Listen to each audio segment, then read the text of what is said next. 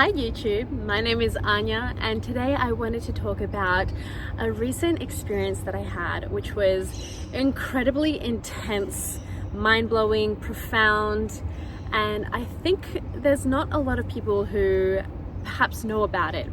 That experience is something called Vipassana. So Vipassana, for those of you who may have not heard of it, is where you're meditating for 10 consecutive days for 11 hours per day. You're not able to talk to anybody around you. You do it with perhaps 60 to 100 people. You're not speaking to any other participants. It's completely for yourself. You have no phone, you have no connection to the outside world, and you are meditating for many grueling hours per day. And the reason that I was compelled to willingly put myself through a process like that is I have worked for myself for the past 3 years, and I work in the space of empowerment.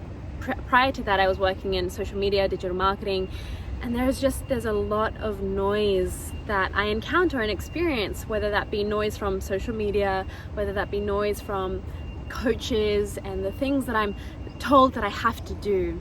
And there was just so much clutter, mental clutter in my mind, that I really wanted to put myself through this so that I can reconnect with myself and my inner voice. And also my partner has done it 3 times, and this guy, I swear to goodness, he is the most peaceful dude that you will ever meet, and he has widely attributed that peace and that presence to Vipassana. So I actually applied 2 weeks before I was meant to leave, and then I found out that I was in 3 days before I went.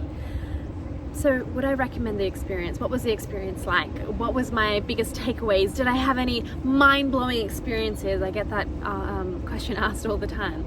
So let me tell you a little bit about my experience. I am not the person who I thought I meditated. Honestly, I did. But now, having done Vipassana, I really wasn't a meditator. I did 20 minutes of guided meditation, and if that, and I wasn't incredibly consistent with it. And going from 20 minutes a day to, with a lot of instructions, with nice music, with all the things, to all of a sudden you get 5 minutes of instructions, if that, 5 minutes or a couple of minutes of instructions, and then you have to do 1 hour to 2 hours to 3 hours of meditation, was insane. Like, I was just like, what the hell am I supposed to be doing? And I think the first 3, 4, even up to 5 days, I was just really getting present to how crazy my mind was. I would just sit down, and the instructions were really simple for the first 4 days. It was just observe your breath. And I couldn't do it. I couldn't do it for longer than 5, 10, 15 seconds. And it's wild because, and I'm sure perhaps you feel the same way, it's like our minds are just going so fast into all these different directions. And when you're confronted with silence and asked to sit in one place without moving, you really recognize just how hectic your mind is. And I recognized that, I wouldn't even finish a thought before the next thought would go. And I would just be thinking all of the time. And I'm like, oh shoot, I'm supposed to be observing my breath. And it wouldn't be long until I bring my awareness back to my breath that my mind would just be racing in another direction like that. So that was interesting, and it was aggravating initially, because I was like, well, how am I supposed to get through this 10 days? I can't even do and follow the instructions for more than 15 seconds or so.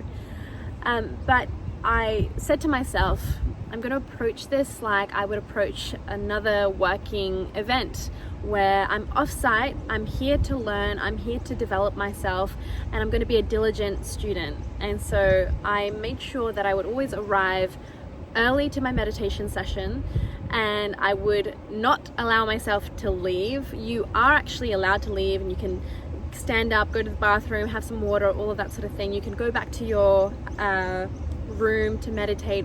But I said to myself, no, Anya, like, you are here, you've invested 10 precious days of your life to do this work.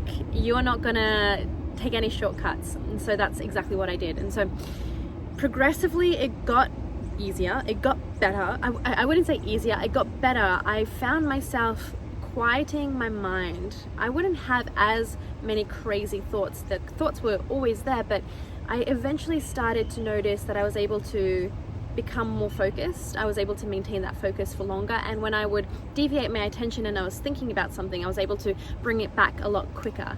And it sounds lame in many ways, but it's those small wins that are really, really exciting. And so for me, I started to notice that difference. Day 4, day 5, day 6 was really challenging, and I think it is for most people, because you're on day 5, you only start to learn the Vipassana technique. And so Vipassana as a meditation technique is basic. It's basically scanning down through the body.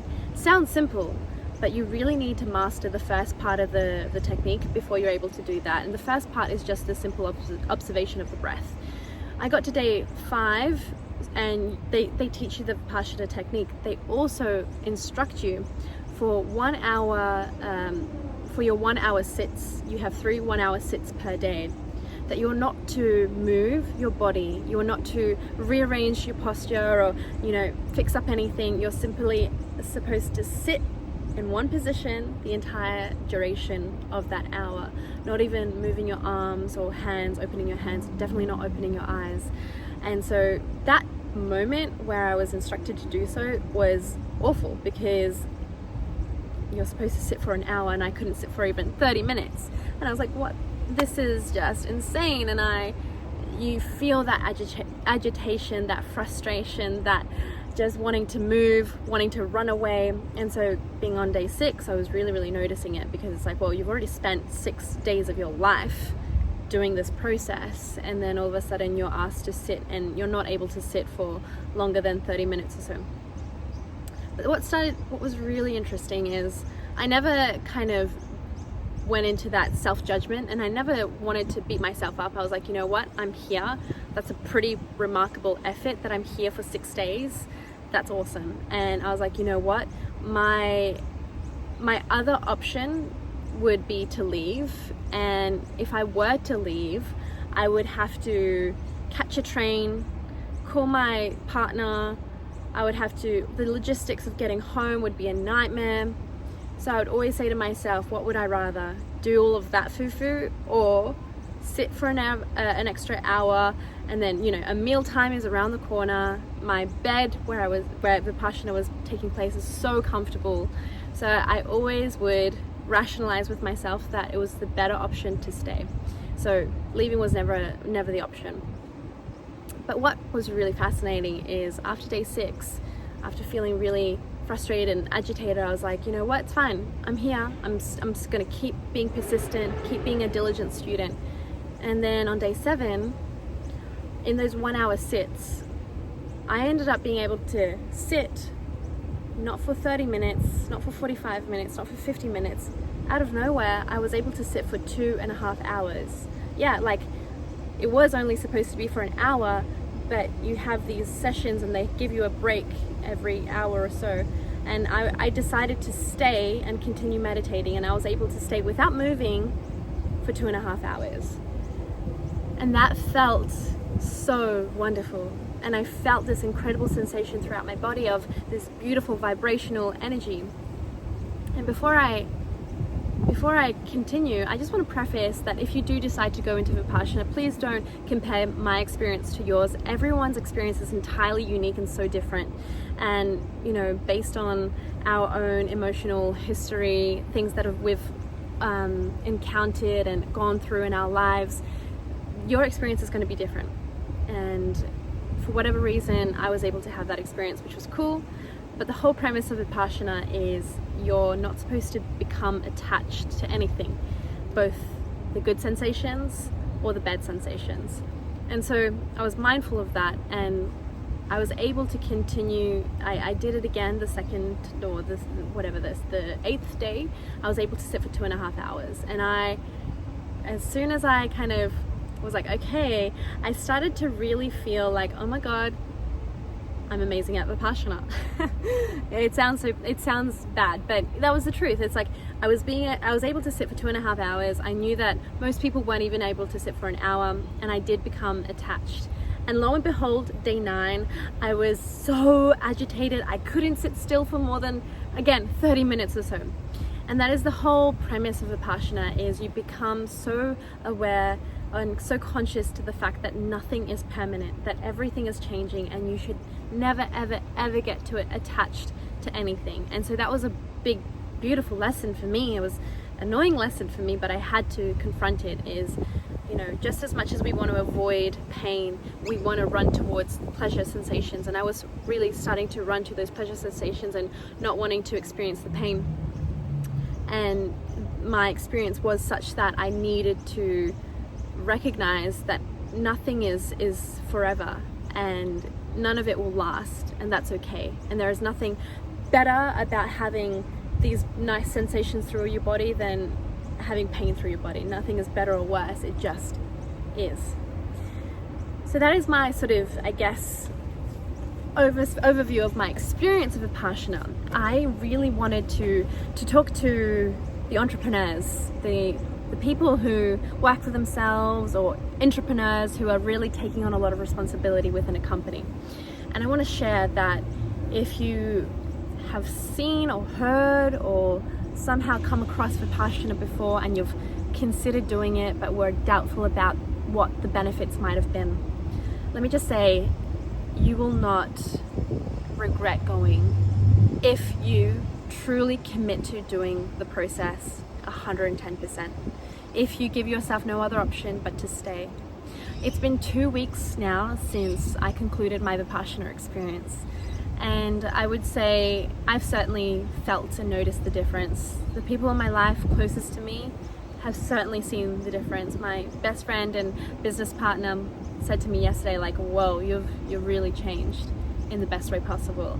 And I think that change is so much about, I'm not attached so much. I used to be so self-critical. I used to not allow myself to ever really fully let go and enjoy the moment. I always thought I had to do something else, even accomplishing something. I'm thinking about the next thing that I'm accomplishing, or I'm seeing all the things that are going wrong, rather than just appreciating what is. And so that's given me an immense sense of inner peace and a liberation from unnecessary and needless worry and suffering and overthinking. And I'm just able to be present and enjoy nature. And it was wild because I truly felt that I saw nature for the first time during that 10-day experience, because on your lunch breaks and afternoon tea, you're on a break and there's no meditation involved, and you're walking around in the most beautiful scenery. And I recognized that for my entire 25 years of life, I would never actually admire nature. I would always be taking a photo of it, or I'd be with a friend, or I'd be like, oh cool, on to the next thing. I'd never actually be like looking at the bushes or the trees or the butterflies, bees, flowers, and that is such a small but profound shift, because now I recognize the best museum, the most incredible, awe-inspiring artwork is nature. And the universe has an abundance of it if you live in the right place. And it's to be celebrated and admired and to be respected. And so that was a really beautiful thing. And I also want to share that if you're feeling like Vipassana sounds like it would be more for the hippie type, let's be real, for the people who perhaps don't have jobs, and I don't know, whatever your idea of spirituality, or hippie people who meditate all day, or monks who meditate all day are. I get that, I understand that, but I also would really emphasize that this is an experience for you to really level up your mindset, I think this is the best training in the world to really help you focus and concentrate, because this is a world full of noise and distraction. And if you can have presence and have a singular focus on the task that you're doing, you have a competitive advantage, pretty much against everybody else, because most people would not be able to sit through 10 days. Most people would not put themselves through such a grueling and intensive experience willingly. So for you to do something like that, first of all, it proves that you're capable. And second of all,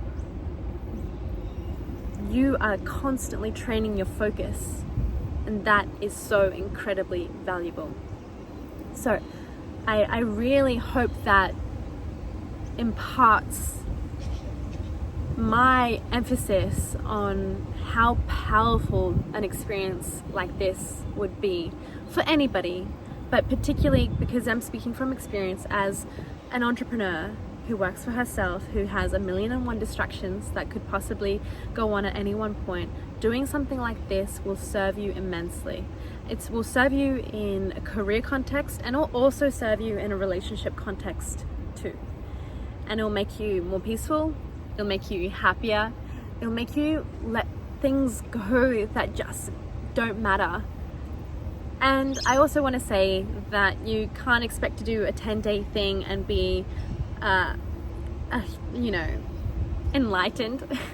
It's really, I recognize the 10 days I was really just grasping the technique. I was really just understanding the learnings, and I have so much more work to do. And now I understand that meditation is so impactful, and I really do approach it entirely differently. And now when I do my meditation, I recognize I have work that needs to be done. If I've had a stressful day, if I'm feeling agitated, if I have a thought that comes in my mind and I start having a comparison between myself and somebody else, I know that through a meditation practice, I'm specifically focusing on that to allow myself to let it go. I'm feeling into that, I'm observing it, and I'm just being present to whatever disempowering pattern that I may have playing on in my mind. And again, that is incredibly powerful, but this is a lifelong practice, and this is, for me, the beginning. I will continue my meditation practices. I will enroll and sign up for a future Vipassana course. And oh, by the way, for anyone who's an avid personal development fan, as I am, this is like no personal development you've ever done before, because the thing is, at the end of the course, there's no upsell, there's no referral program, there's nothing like that. And in fact, you go in and it's by donation only, and you can only donate if you've completed the entirety of the 10-day course. If you don't complete it and you leave on day 9 and a half, they don't accept donation. And they don't accept donation from anyone who hasn't sat, meaning if a billionaire wanted to donate, they would have to refuse it, because it's like, unless that individual themselves has actually gone through the entire process, then they can only accept the donation. And they don't tell you, and they don't force you, and they don't lock the doors until you donate. It's nothing like that. It's so different.